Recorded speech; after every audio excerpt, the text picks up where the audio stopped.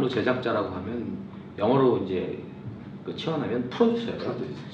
그러니까 저희들 용어로는 뭐라 하냐면 이제 감독은 좋은 걸 원하는 사람이고 프로듀서는 그것이 필요하냐를 결정하는 사람인데 우리는 이제 양날의 검이라고 그러죠. 그러니까 이제 그 프로듀서는 아티스트적인 마인드가 이쪽에 있고 그다음에 이쪽에는 비즈니스적인 마인드. 그러니까 아티스트와 비즈니스적인 마인드를 동시에 갖고 있는 사람들을 제작자라고 합니다.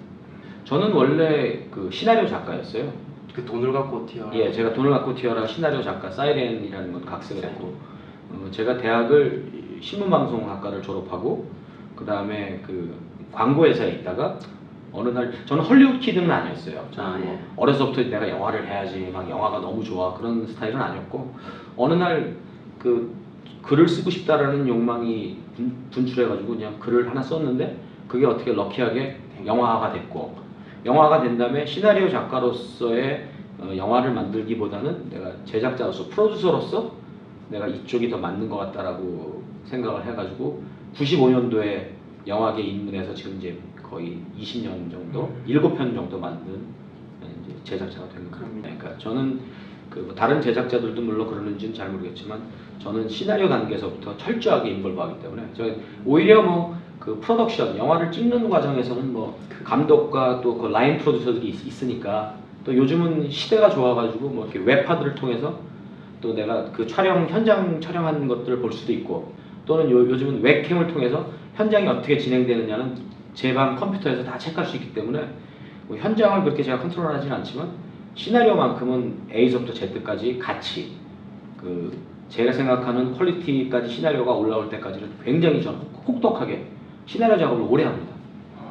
저는 그 지금 뭐 사실은 이제 필름이 없어졌기 때문에 우리가 흔히 말하는 영화 만드는 사람들을 필름메이커라고 그러는데 그 필름메이커 이제 용어가 이제 바뀌어야 되겠죠.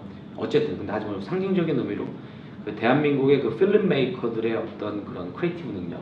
그러니까 사실은 지금 그 몇몇 영화인들만 사실은 생활을 영위할 수 있고 많은 수의 영화인들이 어려운 상황이거든요.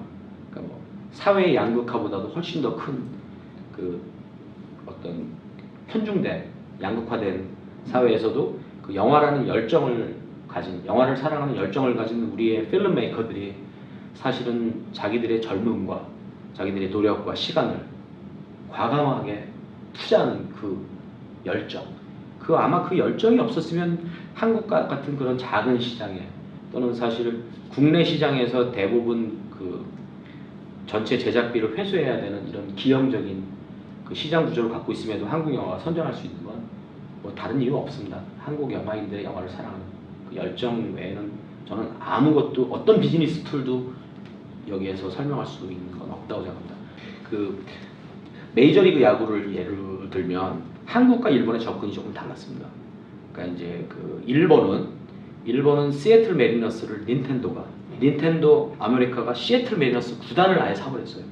구단을 사가지고 거기서 이치로를 데리고 오면서 일본 야구를 미국 야구랑 접목시키는 그런 시도를 했고 한국 야구는 뭐 박찬호라든지 서재영이라든지 김병헌 선수들이 갔습니다. 예, 플레이어들이 갔습니다. 그들이 행할 수 있는 캐릭터들은 한정돼 있거든요.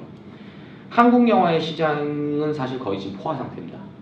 한국 영화 시장은 지금 2억 명을 돌파하고 있고 그렇기 때문에 이제 거의 국민당 4회 이상의 영화를 보고 있기 때문에 거의 이제 미국 다음으로 높은 관람 편수를 갖고 있기 때문에 한국 영화 시장은 이제 제가 볼 때는 거의 포화 상태고 한국 영화 시장이 인더스트리가 더 커지려면 뭐 CJ가 됐건 롯데가 됐건 자금력 있는 회사들이 아예 스튜디오에 진출해서 헐리우드 영화도 만들면서 아예 한국 필름메이커들을 같이 가는 그래서 저는 충분히 한국의 필름메이커들이 그들의 크리에이티브 능력이나 비즈니스 능력이 충분히 저는 헐리우드에서 통할 거라고 생각하기 때문에 이제 어떤 한 개인의 어떤 하나의 천재가 또는 어떤 하나의 재능 있는 사람이 나와서 시장을 선도하기보다는 시스템적으로 아예 비즈니스 모델 자체를 움직이는 시프트를 변환시키는 그런 발상의 전환이 필요한 게 아닌가. 저도 그렇기 때문에 뭐 민현계로가 됐건 뭐 광해가 됐건 뭐 지금 만드는 영화 증거불충이 됐건 저는 아예 리메이크 판권들은 아예 미국과 한국에서 영화 만들기 전서부터 헐리우드과 제가 교류하면서 비즈니스 모델을 아예 같이 가져가는 그러니까 우리 게 잘 되면 미국에서 한다가 아니라 미국과 한국을 동시에 한다. 뭐 이제 그런 각오를 하고 있는데 아직은 시작 단계이기 때문에 뭐 쉽지는 않습니다. 한국은 뭐 일본이나 중국에 비해서 이념이나 사회적인 거에 대해서 굉장히 초월하고 있습니다. 영화에 대해서만큼 굉장히 자유롭고 자유로운 발상들을 하고 있고 사실 한국만큼 어떤 뭐 사회적이든 정치적이든 센서십이 없는 나라가 별로 없거든요. 그러니까 저는 그 한국인들의 어떤 그 사고의 자유로 그리고 약간의 자기를 억압하려는 거에 대한 하려는 저항 의식들이 저는 그게 궁극적으로 범용성이 있는 그게 뭐 미국 사람이건 캐나다 사람이건 또는 뭐 유럽 사람이건 아프리카 사람이든 간에 그게 보편적인 감성을 다루는 데 있어서 한국 사람만큼 이렇게 자유로운 사람들이 별로 없지 않나라는 그런 것들. 그러니까 일본 영화나 중국 영화는 일정의 트렌드를 좀 따라가는 부분이 있거든요. 예를 들면 어떤 류의 어떤 풍의 영화가 유행하면 약간의 좀 따라가는 그런 인데 한국은 안 그렇거든요. 한국은 조금 더 이렇게 버라이어티하게 다양하게 받아들여지는 7번방의 선물이 코미디고 휴먼 드라마지만 더 테러 라이브는 전혀 다른 영화고 그다음에 신세계는 또 전혀 누아르로 다른 영화고 그런 영화들이 흥행 또 설국열차 같은 건 되게 다크하고 그로미한데도 되고 있고 어떻게 같은 시대에 동시대에 저렇게 다양한 목소리가 나올 수 있느냐 한국민들의 도대체 way of thinking, way of life는 어떤 거냐 그걸 한번 어필하는 게 경쟁력이 있지 않나 저는 생각합니다. 한국 영화를 사랑해 주시는 많은 캐네디언 친구들에게 한국 영화를 만드는 한국 필름 메이커로서 진심으로 감사의 말씀을 드리고요.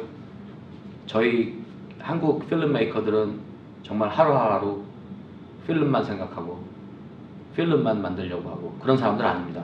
저희들은 되게 자유롭고 저희들 막 술 마시고 저희들 막 놀고 저희들 여행 다니고 자유롭게 사고하면서 그리고 가슴속의 욕망이 이제 영화를 만들어야겠다고 분출할 때 그때 영화를 만드는 그런 영화에 미친 사람들만은 아니라는 것을 좀 알아주시고 그렇기 때문에 다양하고 좋은 영화들이 나온다고 저는 생각합니다.